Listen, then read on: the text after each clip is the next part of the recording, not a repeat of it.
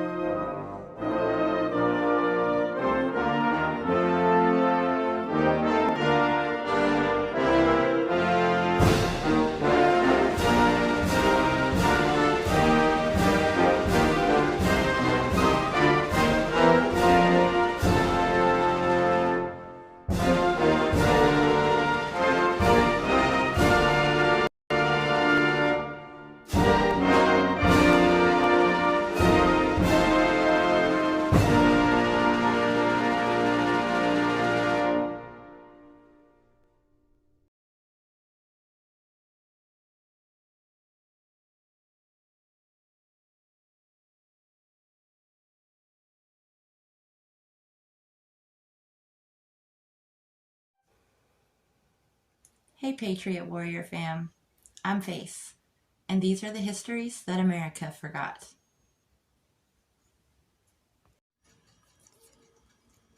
According to Wikipedia, quote, "The Pequot War was an armed conflict that took place in 1636 and ended in 1638 in New England between the Pequot tribe and an alliance of colonists from the Massachusetts Bay, Plymouth, and Saybrook colonies, and their allies from the Narragansett and Mohegan tribes. The war concluded with the decisive defeat of the Pequot. At the end, about 700 Pequots had been killed or taken into captivity. Hundreds of prisoners were sold into slavery to colonists in Bermuda or the West Indies. Other survivors were dispersed as captives to the victorious tribes. The result was the elimination of the Pequot tribe as a viable polity in southern New England, and the colonial authorities classified them as extinct. Survivors who remained in the area were absorbed into other local tribes. Beginning in the early 1630s, a series of contributing factors increased the tensions between English colonists and the tribes of southeastern New England. Efforts to control fur trade access resulted in a series of escalating incidents and attacks that increased tensions on both sides. Political divisions widened between the Pequots and the Mohegans as they aligned with different trade sources, the Mohegans with the English colonists and the Pequots with the Dutch colonists. The peace ended between the Dutch and the Pequots when the Pequots assaulted a tribe of Indians who had tried to trade in the area of Hartford.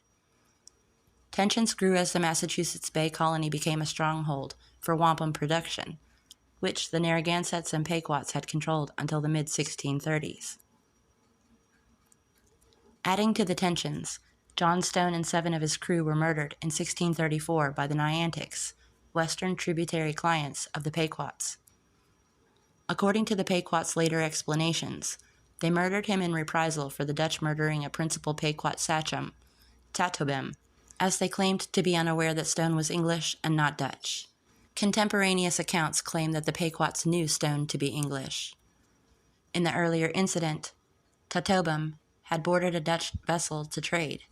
Instead of conducting trade, the Dutch seized him and demanded a substantial amount of ransom for his safe return. The Pequots quickly sent bushels of wampum, but received only Tatobem's dead body in return. Stone was from the West Indies and had been banished from Boston for malfeasance, including drunkenness, adultery, and piracy. He had abducted 2 Western Niantic men, forcing them to show him the way up the Connecticut River. Soon after, his crew and he were attacked and killed by a larger group of Western Niantics. The initial reaction in Boston varied from indifference to outright joy at Stone's death, but the colonial officials still felt compelled to protest the killing. They did not accept the Pequot's excuse that they had been unaware of Stone's nationality. Pequot sachem Sassacus sent some wampum to atone for the killing, but refused the colonists' demands that the warriors responsible for Stone's death be turned over to them for trial and punishment.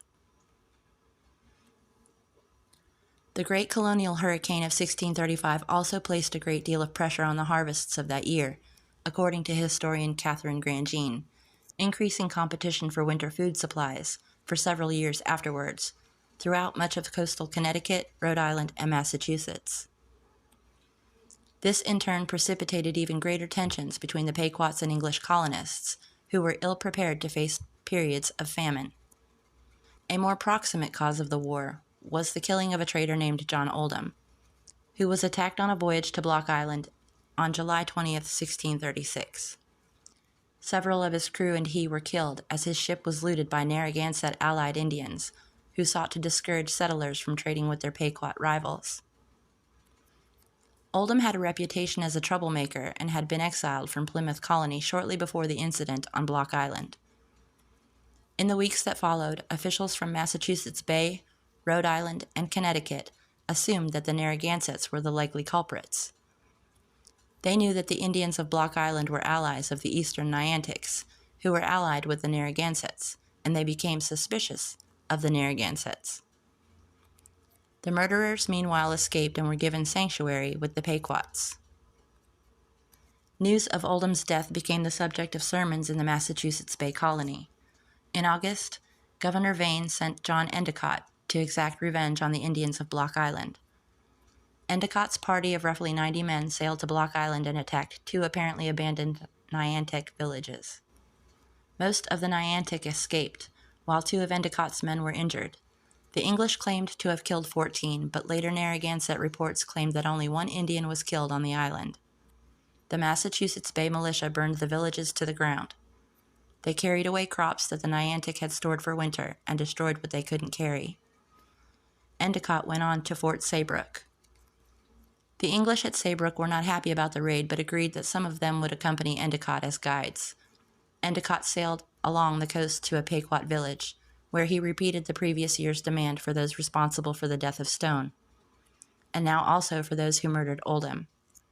After some discussion, Endicott concluded that the Pequots were stalling and attacked, but most escaped into the woods.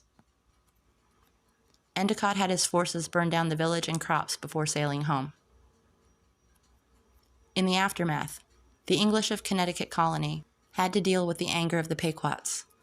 The Pequots attempted to get their allies to join their cause, some 36 tributary villages, but were only partly effective. The western Niantic joined them, but the eastern Niantic remained neutral. The traditional enemies of the Pequot, the Mohegan and the Narragansett, openly sided with the English. The Narragansetts had warred with and lost territory to the Pequots in 1622. Now their friend Roger Williams urged the Narragansetts to side with the English against the Pequots. Through the autumn and winter, Fort Saybrook was effectively besieged. People who ventured outside were killed. As spring arrived in 1637, the Pequots stepped up their raids on Connecticut towns. On April 23rd, Wonguk, Chief Sequin, attacked Wethersfield with Pequot help. They killed 6 men and 3 women and a number of cattle and horses, and took 2 young girls captive.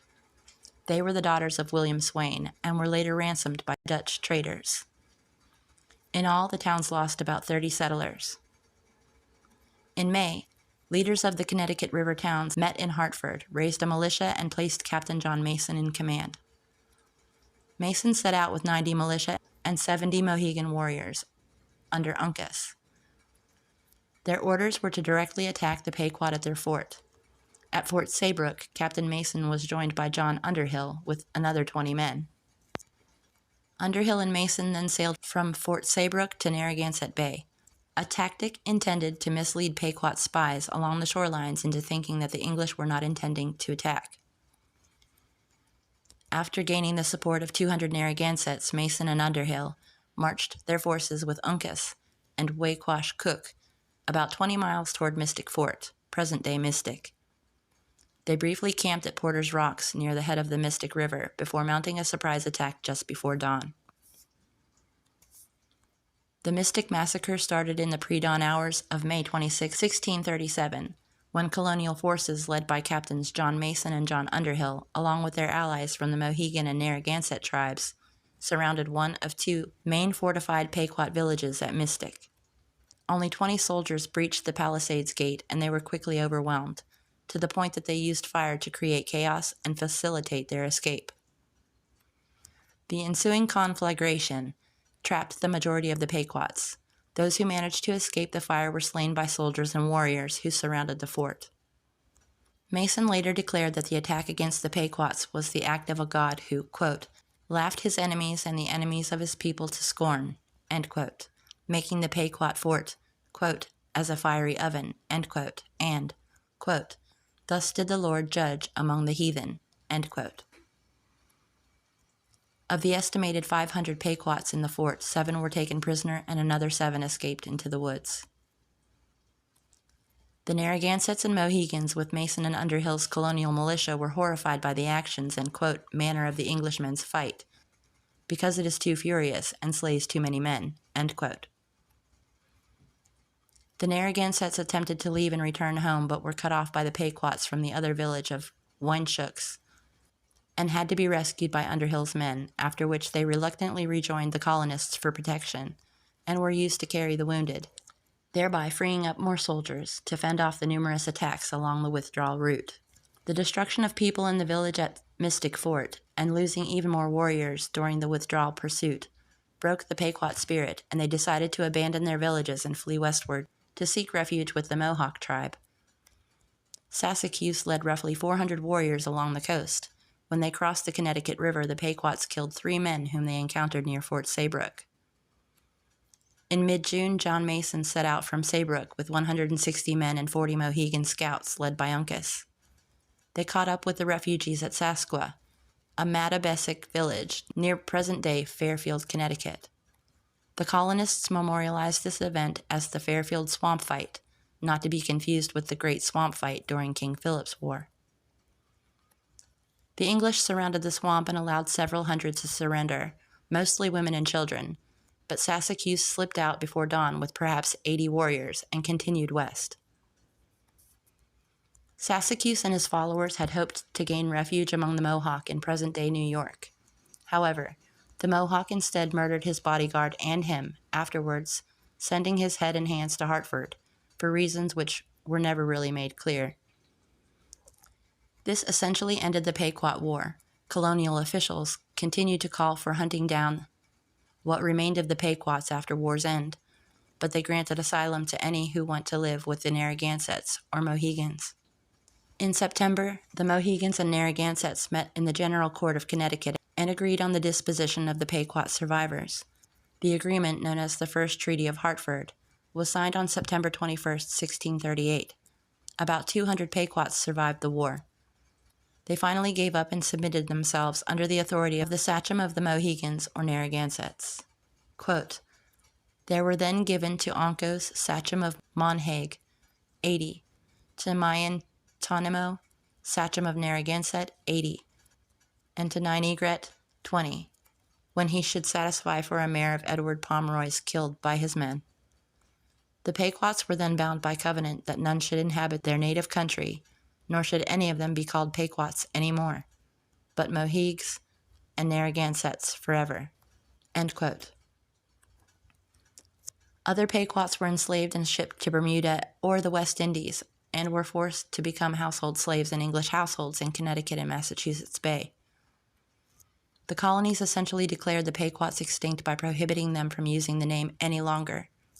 The colonists attributed their victory over the hostile Pequot tribe to an act of God. Quote, let the whole earth be filled with this glory. Thus the Lord was pleased to smite our enemies in the hinder parts, and to give us their land for an inheritance. End quote. This was the first instance wherein Algonquin peoples of southern New England encountered European-style warfare. After the Pequot War, no significant battles occurred between Indians and southern New England colonists for about 38 years.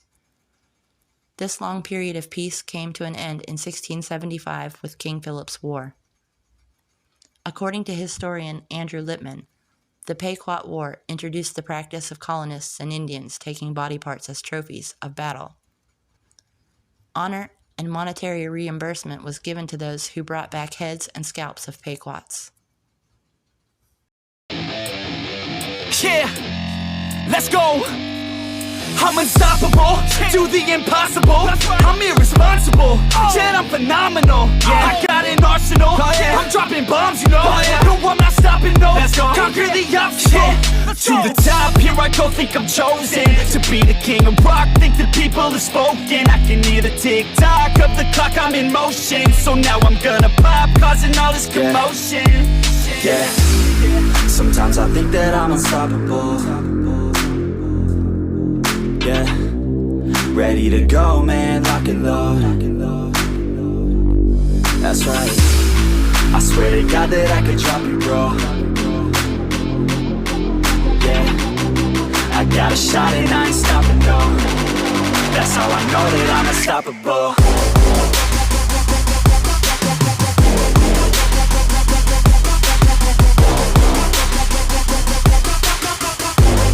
That's how I know that I'm unstoppable.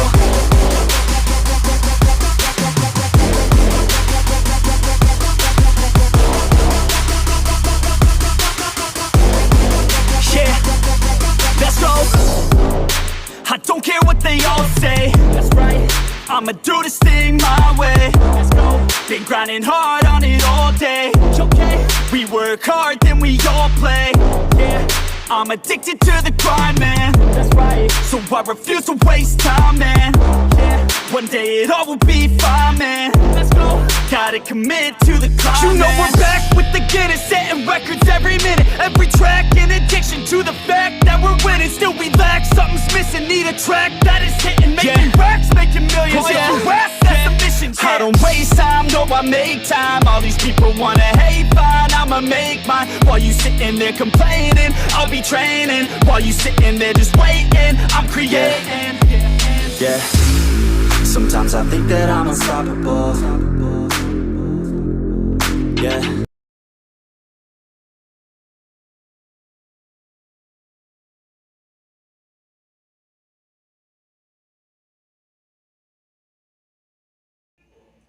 Yeah.